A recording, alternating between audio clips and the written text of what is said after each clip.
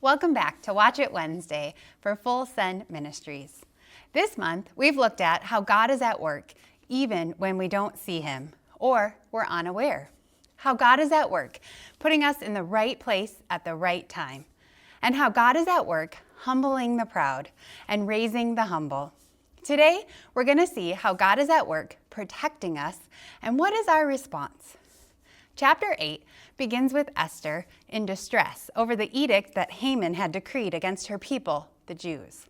Beginning in verse 5, she says, "If it pleases the king, and if he regards me with favor, and he thinks it is the right thing to do, and if he's pleased with me, then let an order be written overruling the dispatch of Haman, who wrote to destroy the Jews in all the king's provinces. For how can I bear to see my people fall into distress? How can I bear to see the destruction of my family?" In her distress, she cried out to King Xerxes. If he holds all the power, certainly he could save her.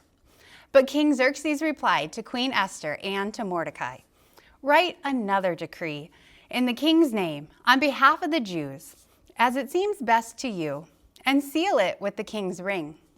For no document written in the king's name can be repealed." Turns out King Xerxes did not have the power to save her. He only had the power to help.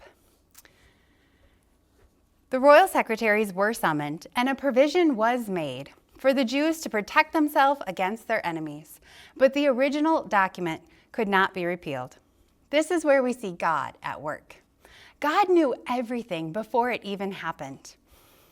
He was working to put Esther in a place of royalty. God was at work humbling Haman while he was busy being proud. God was at work with Mordecai, putting him in the right place to unveil the assassination plot.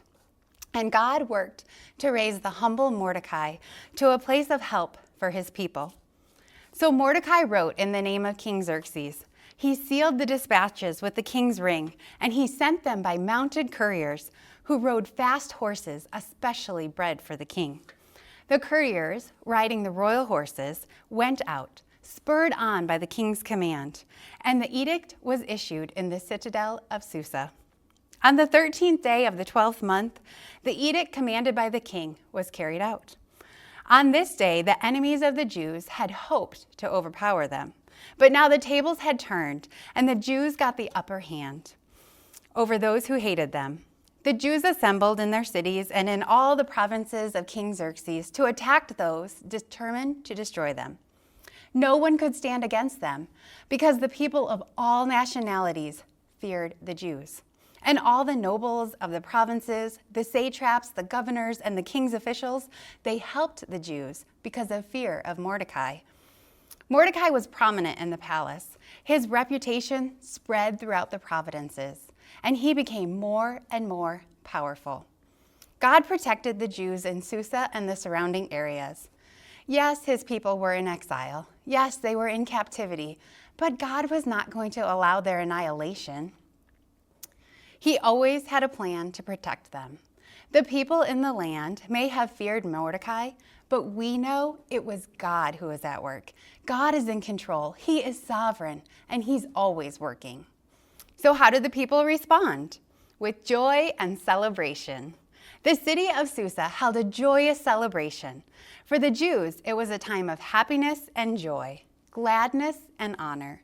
In every province, in every city to which the edict came, there was joy and gladness among the Jews, with feasting and celebrating.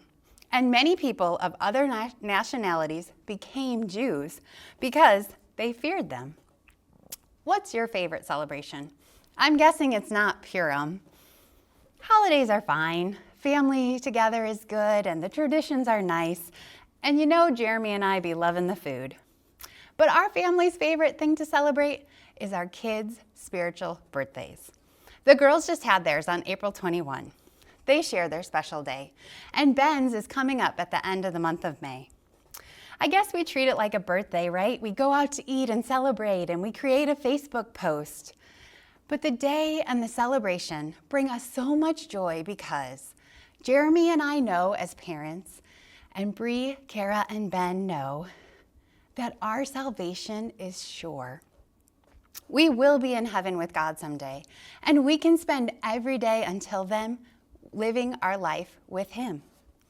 So where do you see God at work protecting you? Have you asked Him lately not to lead you into temptation, but to deliver you from evil?